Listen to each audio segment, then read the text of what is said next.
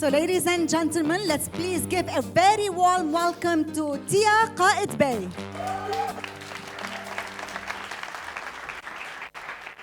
When was the last time you threw something away? Seriously.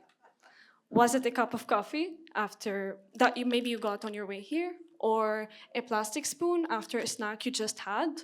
Or even a delivery box or a package that you opened and tossed aside without thinking twice? We do this every single day. Use, throw away, repeat. Use, throw away, and repeat. It becomes a cycle, really. And most of the time, we don't even notice ourselves doing it. It's just objects become invisible to us the moment they're no longer useful. And one day, I started wondering, who decides when something becomes useless? Waste is such a strange concept, really. Like, nothing wakes up one morning and decides it has no value anymore. We decide that. And once we decide that something has no purpose or will not contribute to us in any shape or form, we remove it and discard it from our line of sight as quickly as possible. Like, out of sight, out of mind. But Earth does not forget. This plastic spoon is still somewhere. This box is still somewhere. This coffee cup, this napkin, this tissue, every single piece of trash that you've ever thrown away is still somewhere. Just probably in a dumpster or a landfill now. And if you're lucky, it got recycled. This realization changed the way that I see objects, and eventually it changed the way that I see people. You see, I've always been fascinated by things that people throw away, especially CDs. I mean, you guys remember CDs, right? Because like at one point, they were everything. People collected them like treasure, and you can go into any house and find entire shelves filled with CDs, and we kept them in those binders in our cars. And even a majority of my childhood is stored through movies and family photos and video games on CDs. Now, flash forward to today. Ask someone about CDs. Most responses are going to be, ugh, it's junk. But when I looked at them, I saw something else completely. I saw color, I saw reflection, potential. So instead of throwing them away, I started painting on them. And that's actually how I got the idea behind Fairylistiic. It started in 2022. We had a huge bag of CDs lying in our hallway for like the longest I can remember. We didn't know what to do with it. CDs cannot be recycled. So it was just sitting there waiting for some magical, imaginary recycling miracle to happen. And when that didn't happen, I came in and I thought, what if these can become art instead? And so my journey began. I started painting, and eventually I wanted to showcase my creations. So I started participating in markets and booths. And what really captivated and caught my attention then, it wasn't just the pieces that I was creating, but it was the reaction that people had when they would stop by at a booth, look at a piece and say like, wow, this was made from CDs.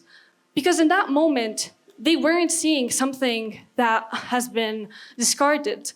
They weren't seeing something that's considered dead material either.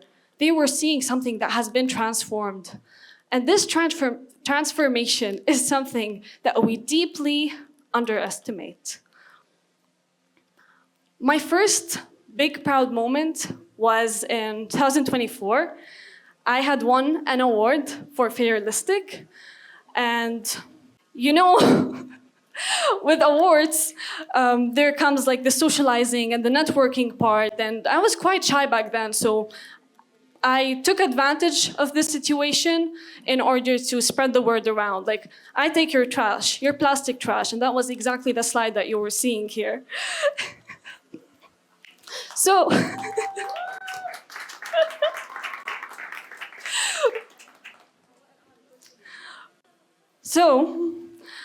I was sitting with my father, and he tells me that his friend messaged him very enthusiastically, asking if I would be interested in taking her CDs. And I was like, yes, of course. And she was like so happy to finally get rid of them from her attic and have some more space.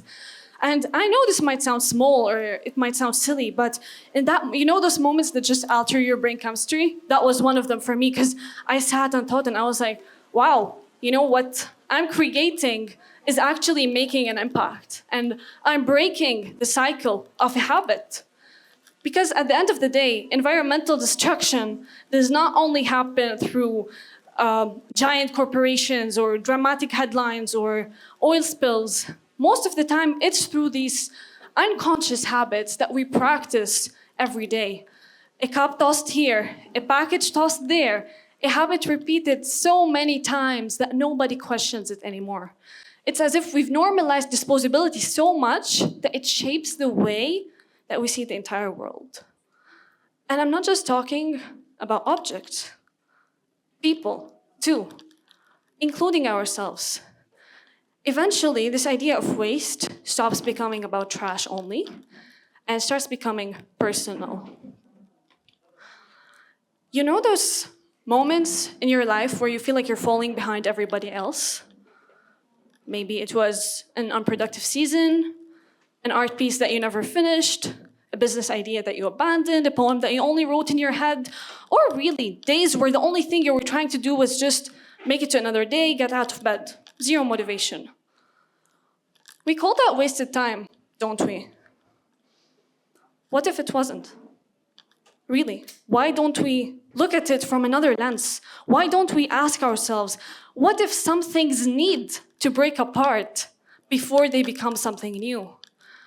There was a version of me that thought being shy means I could never speak publicly.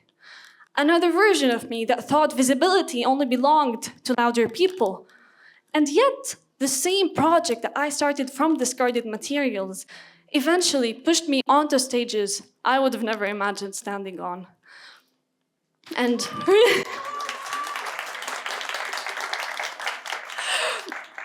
because this is the truth.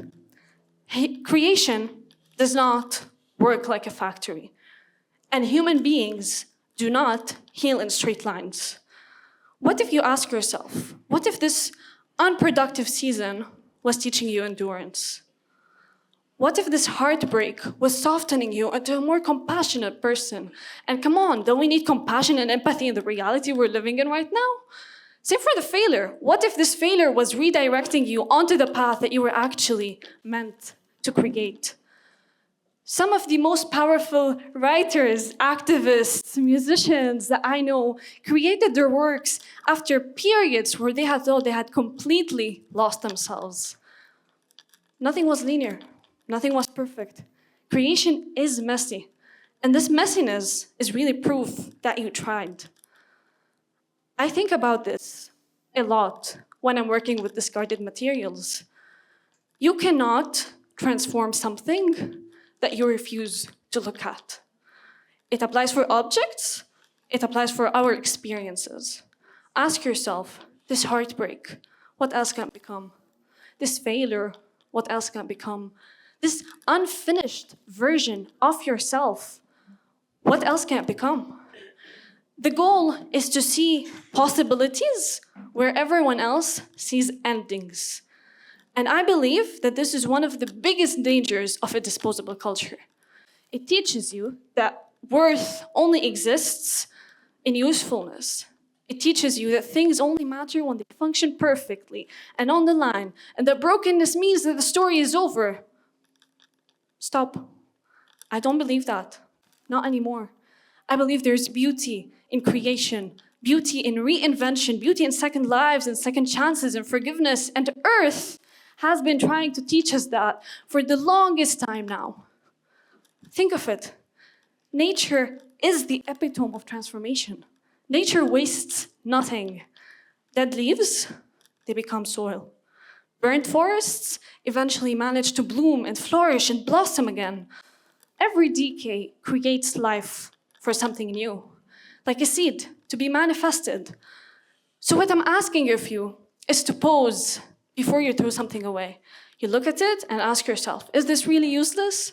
And I think that you can do this anywhere. Go to your office, you're gonna find a cracked mug on the table. Great, look at it. You're gonna go to your bedroom, open your closet, you're gonna find an old t-shirt. Great, Look at it again. Look directly at the failed painting sitting in the corner of your room and ask yourself, what else can this become? The world will constantly try to convince you that broken things are disposable. Do not believe that. Not for the earth, not for objects, not for abandoned dreams, and most definitely not for yourself.